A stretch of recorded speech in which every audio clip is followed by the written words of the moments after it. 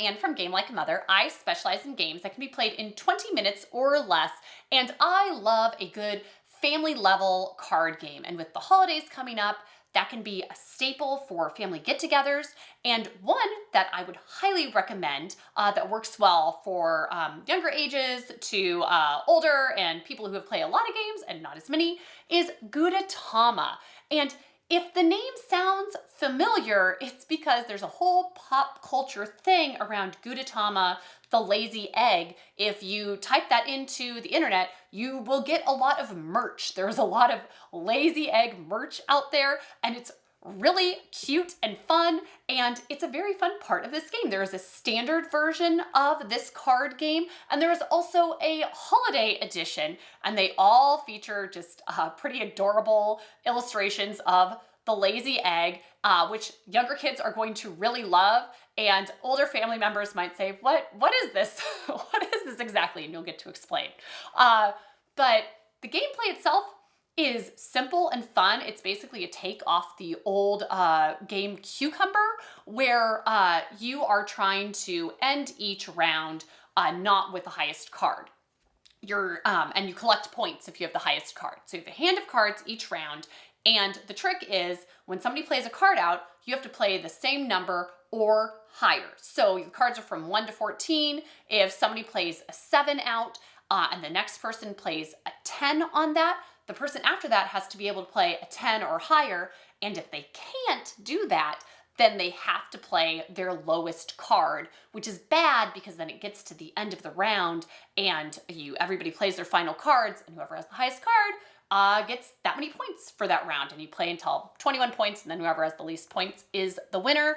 And if you think to yourself, this seems like it has a fair bit of luck involved, it does, which is great if you're playing with a range of ages and abilities for playing a card game, because you want people to have a chance of winning. If it's a highly strategic card game, your 7-year-old nephew is not likely going to do okay, and they're not going to enjoy themselves. So it's okay for there to be a fair amount of luck.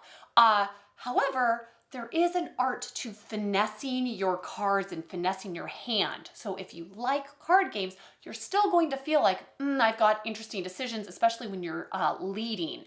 It really matters what you're getting rid of, what you think, your risk assessment of how many of your lower cards you should keep versus higher. Like, you want to just get rid of those middle cards most of the time because those are garbage. So there is a bit of an art to this, and it's great because it's 2 to 7 players. It plays great at higher player counts.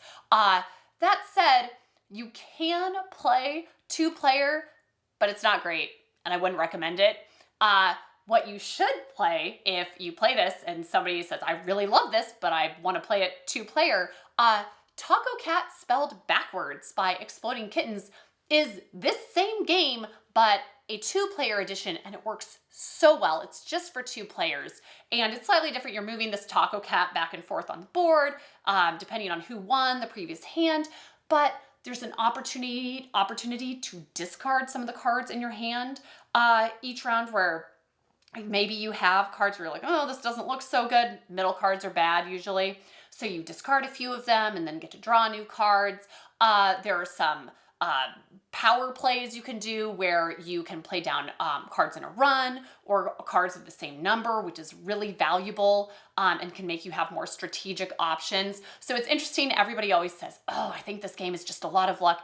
And there is an element of luck, but there's an art to finessing your cards and figuring out how to play them well so that you do well, and people who play a lot of card games will kind of figure that out and enjoy that aspect of this game. So it's really approachable, but there's more that you can do there than you think at first. So that's it for me today. You can check out more of my content on my YouTube channel and my website.